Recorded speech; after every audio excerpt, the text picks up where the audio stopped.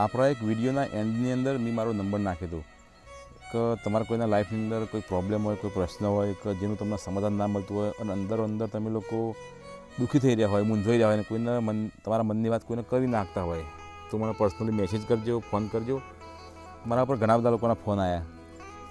એ લોકોએ મને કીધું કે મારી જિંદગીમાં આવી એવી તકલીફો છે, બરાબર, આવી એવી સમસ્યાઓ છે અને મને એવું લાગે છે કે હું મરી જાઉં તો શાંતિ થઈ જાય.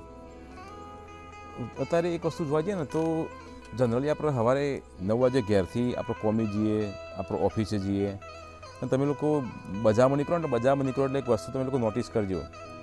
કદાચ આપણે બજારમાં બહુ બધું ટ્રાફિક હોય કે સિગ્નલ ઉપર આપણે ઊભા રહીએ ને તો તમારા બધા લોકોને જેટલા બી લોકો આજે વિડીયો જોતા હોય, જે તમે વિડીયો જોતા હોય તો હવે પછી તમે ગમે ત્યારે રોડ ઉપર જાઓ ને કે બજારમાં જાઓ તો જેટલા બી લોકો બાઇક લઈને આવતા હોય, બરાબર, એક્ટિવા પર હોય, ચાલતા જતા હોય, એ બધા લોકોના ફેસ ધ્યાનથી જોવાના કે જે લોકો નોકરી જતા હોય, આવતા હોય. એમાં શક્યતા એવી છે કે 90-95% લોકોના બધાનો મૂઢો ઉતરી ગયેલો હશે કે બધાના મૂઢા પર 12 વાગેલા હશે. અને ઘણી વખતે આપણે જોઈએ ને આપણે ગાડી લઈને જતા હોય આમ સહેજ આમ કોઈક આડો કોઈક રિક્ષાવાળો કે બાઇકવાળો આડો આવી જાય ને તો બધા મૂઢા પર તરત 12 વાગી જશે. આમ કહેવાય કે લડવાની તૈયારીમાં જ હોય. તો આનું કારણ શું? એવું નહીં લાગતું ઘણી વખતે કે આપણે બધા લોકો જિંદગી આમ જોઈને જીવતા હોય, ખાલી શ્વાસ જ લેતા ફરતા હોય, આમ જીવતી લાશ બધી ફરતી હોય. આપણા જીવનની અંદર ના કોઈ ઉત્સાહ હોય, ના કોઈ ઉમંગ હોય, ના કોઈ મજા હોય. બસ દારો ઉગસ મશીન જેવી જિંદગી. ટિફિન લઈને ગાડીમાં, બાઇકમાં કે ગમે તેમાં જતા હોય, આપણે બસમાં જતા હોય, નોકરી જઈએ મશીનના જેમ પાછા આવીએ, ભાઈ થાકેલા આવીએ, ખાઈ પીને ઊંઘી જઈએ. અને જિંદગી ઘણી વખતે આપણી આ જ બની ગઈ હોય છે. કોઈ જિંદગીમાં કહેવાય ને કે બસ ખાલી કોઈક કે કેવું ચાલે તો ઘણી વખતે આપણે લોકો જવાબ એવું નહીં આપતા, બસ ચાલે જાય છે. એવું છે, ચાલે જ જાય. જિંદગીમાં શું ચાલે આપણને ખબર નહીં. અત્યાર સુધી કે ભણ્યા ગણ્યા, નોકરી કરી, જિંદગી જીવીએ છીએ, પૈસા કમાઈએ છીએ. પૈસા કમાઈએ શાના માટે? તો ઘર ચલાવવા માટે. ઘર ચલાવીએ છીએ, જે જિંદગી જીવીએ છીએ. પણ કોઈક વ્યક્તિ આપણને આને એવું પૂછે કે જિંદગી જીવો શું કરવા માટે? તો કે ખબર નહીં.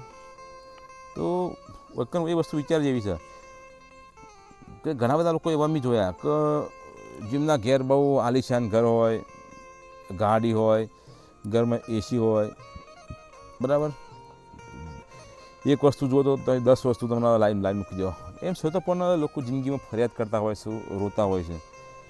બીજી બાજુ જોવા જઈએ આપણે કે પેલા બધા લોકો મજૂર વર્ગ હોય છે કે જે લોકો ઇવન જિંદગી કે જો કોઈ ટાઈમે મજૂરી ના જોઈએ ને, સવારે મજૂરી ના જોઈએ તો હજી એ લોકો ખાવાના ના ભાર, રોજ મજૂરી કરતા હોય, રોજ પૈસા આવે અને રોજ ખોય. આવા લોકો પણ હસીને જિંદગી જોતા અમે હસતા ખેલતા ફરતા હોય છે, જલસાઈ જિંદગી જીવતા હોય છે. બીજી બાજુ એવા લોકો હોય કે એસીવાળી ગાડી ફરતા હોય ને તો એ આમ પરસ્યો થઈ જતા હોય. નોમ દેખાવ તો આપણને એમ લાગે કે એસીવાળી ગાડીમાં કેટલી ઠંડકમાં બેઠા હોય છે, પણ ખરેખર ધ્યાનથી જોઈએ ને તો એના મનની અંદર નકરો આગ લાગેલી હોય. અને એકવાર જાતે નોટિસ કરી દેવાનું કે જેટલા બી લોકો બાઇક લઈને જતા હોય ને કોઈ શક્લ જોવાની આમ ઉતરી ગયેલી હોય, કોઈ મૂડ વગરનું હોય. આમ આપણે દાખલા ખબર કે આપણે નેના હતા, 12 મંદિર જતા, એકરામ ભણતા, બીજા ભણતા, એટલે આપણા મમ્મી પપ્પા જોરેથી મારી ડરાઈને ધમકાઈને આપણને ભણવા મોકલતો. તો નાનપણની અંદર આપણા મમ્મી પપ્પા આપણને ધમકાઈને ડરાવી બીવડાઈને આપણને મોકલતો સ્કૂલમાં ભણવા.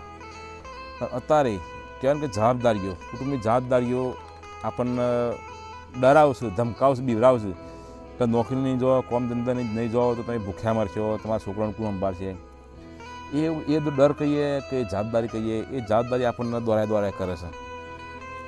એમ છતાં પણ આપણે પોતાની જાત ગહી નાખીએ, જીવન કોમ્પ્રોમાઇઝ કરીએ, દાડા આપણું આયુષ ઘટી જાય છે. એમ છતાં પણ એવું લાગે કે આપણે ખુશ હોઈએ. 50 વર્ષના વ્યક્તિને પૂછો તોય દુઃખી હોય જિંદગીમાં, 60 વર્ષના વ્યક્તિ પૂછો ને તોય એ દુઃખી હોય જિંદગીમાં. 5 વર્ષના છોકરાને પૂછો ને તોય કે યાર મજા નહીં આવતી, ટેન્શન આવે છે કે સ્કૂલમાં જવાનું, કે લેસન આપ્યું છે. 9 વાળામાં પૂછો તો એ છોકરું ટેન્શન મળે કે 10મું આવશે, બોર્ડની પરીક્ષા આવે છે. 10મા બોર્ડની પરીક્ષા પછી કે 12માનું ટેન્શન, પછી કે કોલેજનું ટેન્શન, પછી નોકરી મળે કે નહીં મળે, નોકરી નહીં મળે તો કે છોકરી મળે કે નહીં મળે, છોકરી મળે તો કે સારી મળે ખરાબ મળે ખબર, છોકરી મળે લગ્ન થઈ જાય તો કે ઘરવાળી કેવું માનતું નહીં, મા બાપને હેરાન કરે છે, અલગ રાખવાનું કહે છે. પછી કે છોકરો નહીં થતો, છોકરો થયો તો કે ચોરી થાય, છોકરો નહીં, છોકરો થયો તો કે છોકરો કેવું માનતો નહીં, છોકરો ભણવાનું ધ્યાન નહીં આવતો. એના પછી એમ થાય કે છોકરાનું હગું નહીં થતું, આમ આપણે સીધા લાકડો પોકી જઈએ. લાકડો પોકતા વખતે આપણે બહુ ટેન્શન થઈ જાય. આપણે તમને લાગ્યું કે કોઈ વ્યક્તિ આમ ખુશ થઈને મર્યો હોય, સુખેથી મર્યો, કમ કે બસ મારી જિંદગીમાં મારા બધા જ શોખ પૂરા થઈ ગયા, મારા બધા જ કામ પૂરો થઈ ગયો, એટલે બધા રોતા રોતા મરે છે.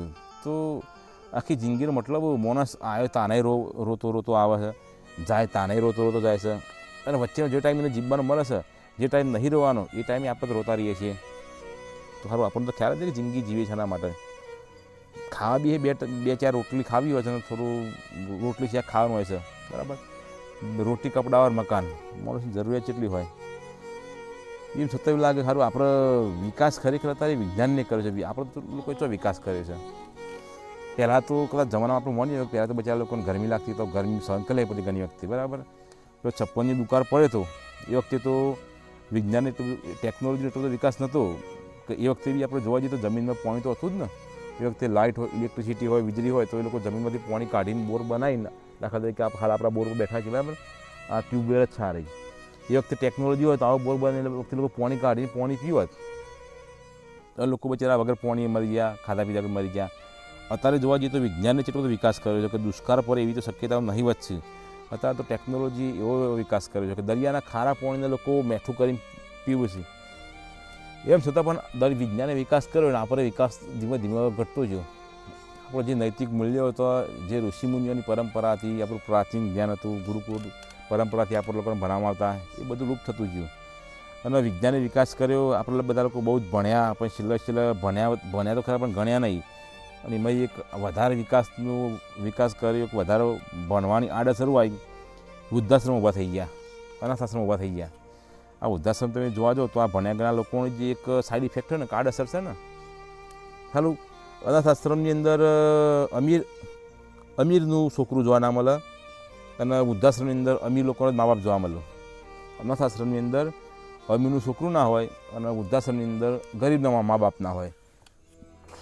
તો આ બધો ફરક ચો પડી ગયો. ખરેખર આપણે વિચાર્યા જેવું છે ને. દિવસો જોઈશું ટેપા સર્વર ભરાય તો ના ભરાય, પણ આપણે એવું લાગે કે દિવસ જોઈએ ને એમ નાનો મોટો ટેન્શન, નાનો મોટો દુઃખ ભેગો થઈને માણસ પોતે જ એક કહેવાય ને કે પોતે જ એક થોડું ટેન્શન ભેગું કરીને, થોડું દુઃખ ભેગું કરીને એક પોતાના માટે દુઃખનો દરિયો બનાવે છે. અને હિંમત દુઃખીવાની છેલ્લે માણસ મરી જાય છે. આપણે બધો માટે સમય કાઢીએ છીએ, પણ ઘણી વખતે જોવા જઈએ ને તો ભાઈબંધને કહીએ, ઘણી વખતે આપણે જ્યારે આપણે લોકો બધા આપણે ભેગું બનનારા ભાઈબંધો આપણને મળે તો આપણે લોકો એમને એવું પૂછીએ કે એટલે હેલો ભેગા થઈએ તો ફરવા જવાનું ગોઠવા. તો જનરલી બધા લોકો એમ કહેતા ખારું સમય જ નહીં, બરાબર. ખરેખર આપણે પોતાની વાત કરીએ કે બીજાને એવું કહીએ કે આપણે વૈકણા બેસીએ, ફરવા જઈએ, કોઈ વ્યક્તિ આપણને એવું કહે ને, યા તો આપણે કોઈને કહેતા હોય કે સમય નહીં, બહુ બીજી હોય, તો ખરેખર આ વાત આપણા માટે આપણે કોઈ ગર્વ લેવા જેવી વાત નહીં આપણા માટે. ખરેખર આપણું દુર્ભાગ્ય છે કે આપણે લોકો આપણે પોતાના માટે સમય નહીં કાઢી શકતા. આપણે લોકો દોડ કરીએ, સવારે ઉઠીએ તો રાતે ઊંઘે તો દોડ કરીએ, પણ ખબર જ નહીં કે આપણે દોડીને આપણી મંજિલ શું છે. તમે લોકો જે વિચારતા કે હું ગમે એટલી મજૂરી કરી નોકરી કરું, મહિને લાખ રૂપિયા પગાર થઈ જાય તો એનાથી આપણું દોડવું શોન થઈ જાય છે. ના, આપણે દોડવાની ગતિ બહુ રફતાર વધારી દઈએ છીએ કે હવે મારે 2 લાખ કમાવાશે તોય શાંતિ નહીં, હવે કે મારે 5 લાખ કમાવાશે તોય શાંતિ નહીં, હવે 10 લાખ કરોડ. પછી આપણી સ્પીડ છેલ્લે એટલી વધી જાય ને, પછી કહેતા કે ઝડપની મજા, મોતની સજા. રોડ ઉપર તો બહુ દોડવાથી ખબર નહીં કે લોકો મરે ના મરે, પણ તમે આવી રીતે દોડ કરો ને તો બની કે તમે છેલ્લે મોતની સજા તમને 100% મળી જાય. એટલે જિંદગીમાં બહુ બધું વિચારણી હેડું ખરેખર. એટલે આ વિડીયોની અંદર આપણે જો વધારે તો એટલું બધું નહીં કહેવું, પણ આપણી જિંદગીની અંદર અમુક વ્યક્તિઓ હોય, અમુક દોસ્તો હોય, અમુક સંબંધીઓ હોય, બહુ ઓછા હોય, 2 પોટ લોકો જેવા હોય, વધારે ના હોય આવા લોકો કે જે લોકો આપણા માટે દવા જેવા હોય, દવા કરતાં વધારે સારું કામ કરવું. ગમે ત્યારે ભરાઈએ, ગમે તેવી પ્રોબ્લેમ હોય, સમસ્યા હોય, પ્રશ્ન હોય, જે કોઈને ના કહી શકતા હોય એ આપણે આવા લોકોને કહીએ કે આવા લોકો વાત કરીએ કે જિંદગીમાં એવો સમય જરૂર કાઢવો કે પોતાના દોસ્તો જોડે, પોતાની ફેમિલી જોડે મન લગાવીને ટાઈમ કાઢીને તમે બેસી શકો. અને ઘણી વખતે આપણે એવા પ્રશ્નમાં મૂંઝવાતા હોય કે જે પ્રશ્નનું સોલ્યુશન કદી કોઈ જગ્યાએ ના મળતું હોય ને, એ સોલ્યુશન ખબર નહીં કે કયા ટાઈમે કયો મિત્ર આપી દે. અને હંમેશા દબાઈ રાખવાથી કોઈ પણ વસ્તુ વધે, એ અંદર વધે સારું નહીં. અંદર તમે મૂંઝાઈ જાઓ, એનું સોલ્યુશન આવે. તમે કોઈને કહી દો, કોઈના તમે ઠલવી નાખો ને તો 100% એનું સોલ્યુશન આવે. પણ હંમેશા દુઃખ ખરેખર એવા વ્યક્તિ હોય, એવો મિત્ર હોય, ભાઈબંધ હોય, ખરેખર એકચ્યુઅલીમાં આપણું શુભચિંતક હોય, એના આગળ આપણા મનના સવાલ કહેવા કે તમને લાગે કે આ વ્યક્તિ મારા માઇનસ પોઈન્ટ સોંભરીને કે મારા દુઃખતીને સોંભરીને કોઈ દર મને નહીં દબાવે કે દુનિયા આગળ કહેવાય ને કે બચ્ચા બાપરો બિચારો બને હાલ તો મારા મને સારું લાગવા માટે હોભરે સમજી. પણ એવું ના થાય કે 2 દાડા પછી કે 2-4 દાડા પછી કે 2-4 મહિના પછી લોકો આગળ આ વસ્તુ કહેતો હોય. તો બહુ ધ્યાન રાખવું. એટલે છેલ્લો એક વિચાર લેવો કે તમારી જિંદગીમાં ગમે એટલું દુઃખ હોય, ચિંતા હોય, પરેશાની હોય, એટલું યાદ રાખજો, મગજમાં વધારે યાદ રાખો તો અત્યારે તમારી જિંદગીની અંદર ઘણો બધો દુઃખ આવ્યો, ટેન્શન આવ્યા, પ્રોબ્લેમ આવ્યા, પરેશાની આવી, ઘણી વખત એવું થયું ખારું હવે નહીં જોયું જાય, મરી જઈએ, એવું દુઃખ જતું રહ્યું ને એવો સમય જતો રહ્યો. હાલ તમારા લાઈફની અંદર જે સમય છે એ જતો રહેશે. બસ પણ એટલું ધ્યાન રાખવું કે કઠિન પરિસ્થિતિ હોય, ગમે એટલી મુશ્કેલભરી પરિસ્થિતિ હોય, પણ અમુક તે બહુ તકલીફવાળી પરિસ્થિતિ, પ્રોબ્લેમ ઊભો આપણે લાગતો હોય કે હવે પટી ગયો, મરી ગયા, એવી વિકટ પરિસ્થિતિમાં ઘણી વખતે શાંત બની બેસી રહું ને, ટક્કર લઈને બેસી રહું ને, નાસીભાગ ના કરવી ને, હિંમત ના હારવી, એ જ આપણી મોટી બહાદુરી છે. ભલે તમે કશું જ ના કરો, પણ ચૂપચાપ તમે શાંત થઈને બેસી રહો તો એ આપણી મોટી બહાદુરી કહેવાય. દાખલા તરીકે ઘણા વાદળો જંગલની અંદર એવો હોય ને કે એકદમ અમુક વાદળો એકદમ શાંત, અમુક વાદળો બીખણ હોય. જ્યારે સિંહ આવે કે વાઘ આવે ને, એટલે અમુક વાદળો સિંહ કે વાઘ મને ખાઈ ના જાય એવા ડરની અંદર એક દાળથી બીજી દાળ પર કૂદમ કરતો હોય કે મને વાઘ તો ખાઈ ના જાય. આવા કૂદમ કરવામાં ઘણી વખતે વાદળું પોતાનું બેલેન્સ ભૂલી જાય છે અને ડરના મારી ભૂઈ પર અને વાઘ એનો શિકાર બનાવી દે. અને અમુક વાદળો એવો હોય કે બહુ ચાલાક હોય, શાંત થઈને એક જગ્યાએ બેસી હોય, ભલે વાઘ આ સિંહ આવ્યો, આપણે પોતાની જગ્યાએ ચલવાનું નહીં તો એવા બચી જાય. જો જિંદગીમાં એ સમસ્યા રૂપી, પ્રોબ્લેમ રૂપી આવા વાઘ ને સિંહ ને બધો ઘણો બધો જાનવર આવશે. એવા ટાઈમે તમે નાસભાગ ના કરતા, હિંમત ના કરતા, ચૂપચાપ પોતાની જગ્યાએ શાંતિથી બેસી રહેજો, હિંમત હાર્યા વગર. તો તકલીફ આવે જતી રહેશે. જેવી રીતે આ સુધી જેટલી બી સમસ્યા હોય, પ્રોબ્લેમ આયાને જતા રહે ને, આ હોય જતું રહેશે. સારો સમય નહીં રહે તો ખરાબ સમય ચોથી રહેશે. બસ ખાલી જોઈને બેસી રહેવાનું, તકલીફ આવી છે જતી રહેશે, બસ. અને સમય બધું સારું થઈ જાય છે, બરાબર. ચેનલમાં તમે લોકો નવા હોય તો ચેનલને સબસ્ક્રાઈબ જરૂર કરજો, કોમેન્ટ કરજો, અને આપણે આવા નવા વિડીયો ચેનલ બનાવતા રહીશું. જય માતાજી.